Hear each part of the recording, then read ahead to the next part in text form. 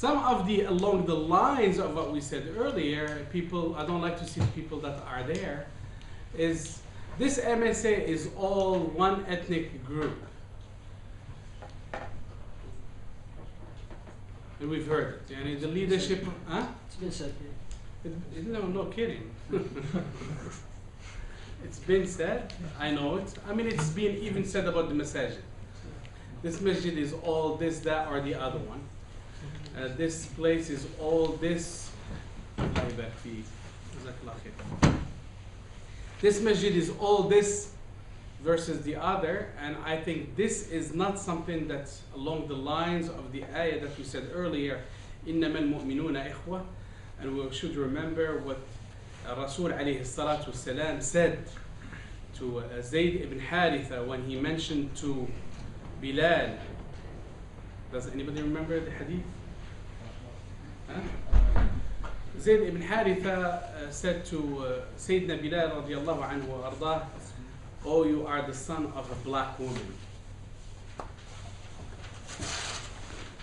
Yani, let us cut the chase. There are some level of racism surrounding us, but alhamdulillah, yani, the Muslims have less racism. Sometimes we slip and we say, if a person is not from my personal country, I would not go see him.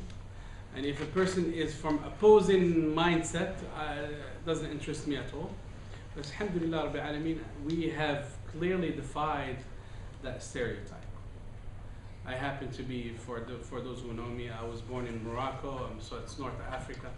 So I gather a lot of the, what you would, stereotypes. I'm African American by technical standards.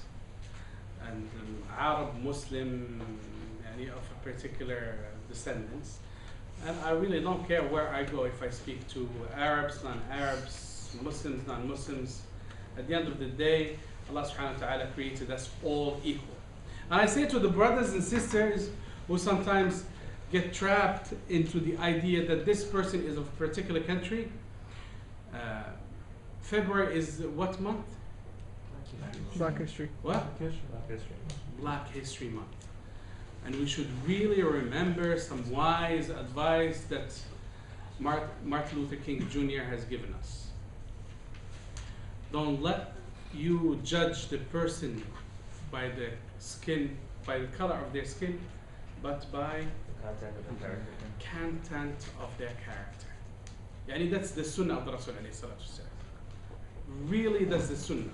And I'm saying this not exclusively why you don't come to the people don't come to the MSA or why people don't go to the masajid, but also how to conduct ourselves when we sometimes prejudge a person just by the way they look or the country that they're from or whatever the case might be.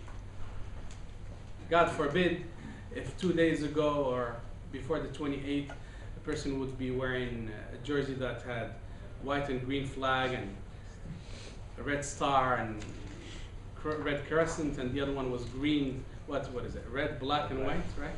Yeah. That's the major feud now in Arab countries. If you're Algerian, you're in one camp. If you're Egyptian, you're in another camp, and let you kill each other for the sake of soccer. And in some of the discourse I've heard from some people who come even to the masajid is unbelievably wild, to say the least. Wild. And I just remind, and I'm a huge soccer fan for the people who know me.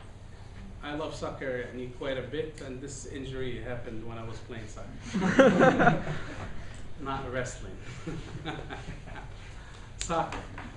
I would say to those brothers, and I say to my brothers today, here today, and the racist element of any transaction, of any interaction, of anything needs to be put aside. Whether that's what's stopping us from going to the masajid, whether it's what's stopping us from going to the MSA, or what's even stopping us from talking to each other. It has to be definitely put aside. Yani, the only people who benefit from the recent dilemma of Algeria versus Egypt, mind you, both of them are Muslim countries. Both of them are countries that fought imperialism to the T. I mean, the Algerian fought for 125 years, the French, and it's the land of 1 million shaheed. 1 million shaheed. And if I were to urge you to read about the personality of a great personality in the recent history of Muslims, is the Amir Abdul Qadir, who was one of the leaders of the resistance in Algeria. Amir Abdul Qadir used to be a scholar of religion turned general. And I heard some French commentators speak about him. How much time do we have today? 4 minutes? Inshallah. Some French commentator about his personality, he said, out of all the historic events that took place, he defied all of these stereotypes that one religious leaders could not turn general, and he did.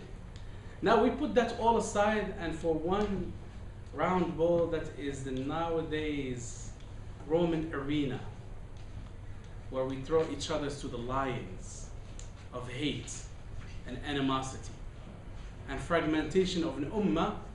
In the meantime, there are our brothers and sisters who are behind steel walls and embargo, and they are totally forgotten. And there are men and women who are recently victims of an earthquake in Haiti. And we pay close attention, oh, he's from Algeria, he is from Egypt, and you have to be on one side or the other. And you let the best win. And let it be a game. Khalas, ma salam. Whoever wins, wins. I wanted to see Abu Trika win, but he's not around. By the way, somebody brought me a jersey from Egypt for the sole purpose that Abu Trika had, do not forget Gaza. That's a gesture of real men. Yes, he's a sports person, but a real man. So did others. So let us put aside the fragmentation and to say, I don't want to see the person, I don't want to do any actions with people who are not of my own, whether they are Moroccans, and I'll speak just for myself. If they're not Moroccan, I'm not going to get involved in their activity. As for you, alhamdulillah, you have proven to everybody that